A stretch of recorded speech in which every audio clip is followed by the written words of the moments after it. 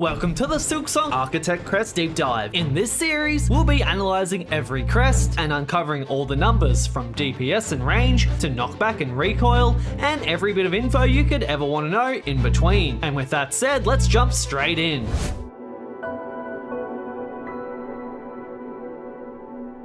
The Architect Crest focuses on the use of red tools. Not only does it swap its one and only skill socket for a third red slot, but it's also the only crest that allows you to replenish tools without the need to sit on a bench. As long as you have the shards, that is. If you have the right tools and tool upgrades, this crest is capable of absolutely nuking bosses, and the crest's chargeable drill attack packs a punch as well.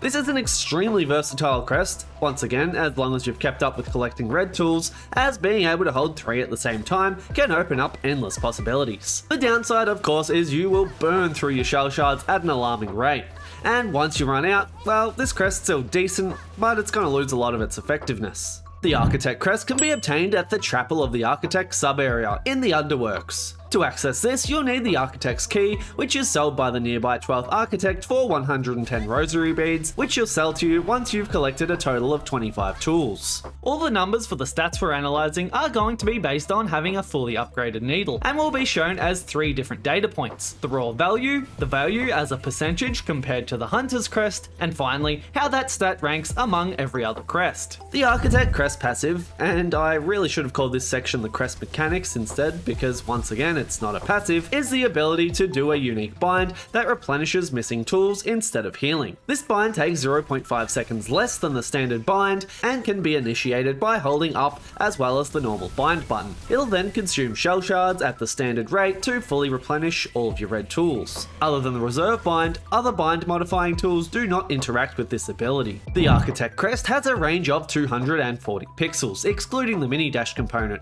placing it 4th overall. The Hitbox Area places 7th out of a possible 8 at 16,607 and is 43% smaller than the Hunter's Crest. With a swing time of 0.458, it gets dangerously close to having the slowest swing speed of any crest in the game, only the Reaper Crest being worse.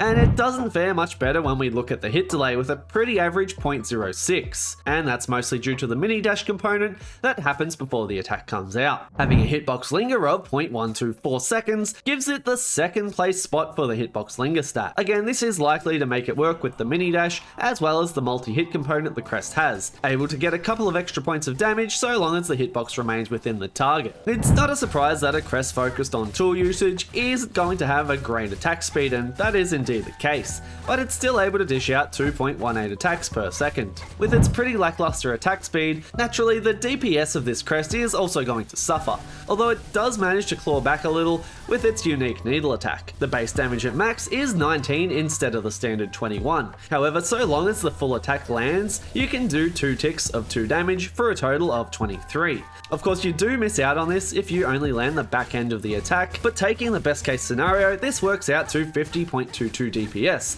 a solid number 5 overall. Just note you'll still gain only 1 silk per swing, regardless of the extra ticks of damage. 64 pixels of displacement was measured when hitting Zango with the Architect Crest needle attack, for yet another 5th placement in the rankings. And as for the recoil, this one was somewhat of a unique situation. It does have the standard 40 pixels of recoil, and that's the number we'll record. However, since the basic needle attack has that mini dash component we spoke about, we can see that it actually negates some of the recoil. Should we decide to count that, we would instead register 33 pixels of recoil, which would move it up to the 2nd position while pushing back every other standard crest to rank 3. The Upswing has a range of 185 pixels, and while it's still kinda hard to hit things due to the narrow end of the hitbox, in terms of reach, that is going to place it 4 out of 8. Now here's where things get interesting due to the crest's ability to charge downwards and sprint attacks. The non-charged version of this attack has a range of 108 pixels, which, let's be honest, is pretty bad.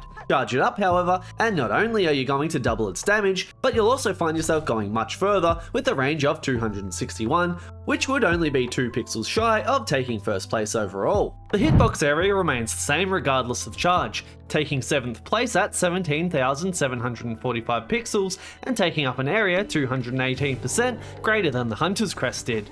The sprint attack range, however, is going to get a drastic increase, starting with a 526 pixel range at base and going up by 40% all the way to 744 pixels, taking it from 6th place to 2nd place. And not only that, but charging this attack will increase its damage from 22 all the way up to a whopping 42. The Architect Needle Strike is honestly one of my favorites in the game. It feels amazing to use and hits for a respectable 65 damage, the 3rd highest of any Needle Strike. Not only that, but it has the 2nd longest range in the game for a Needle Strike at 440 pixels. And keep in mind, the one Needle Strike it loses to fires a literal projectile for an attack, which, let's be honest, is kinda cheating. The Architect Crest has the stock standard bind of 1.42 seconds and healing for 3 masks. Nothing more to say about this one. Moving on to the slot layout, and the Architect Crest has a total of 7, sharing rank 1 with 3 other crests. This is made up of no skill slots, 3 red slots, 2 blue slots, and 2 yellow slots. Having no slot for silk skills is not as bad as it first seems, as it means you get to focus all of your silk on either healing or replenishing your tools with the Architect Crest's unique ability. There's also something to be said for getting to trigger one of the tools with a single button press, instead of having to also hold the up or down button as well.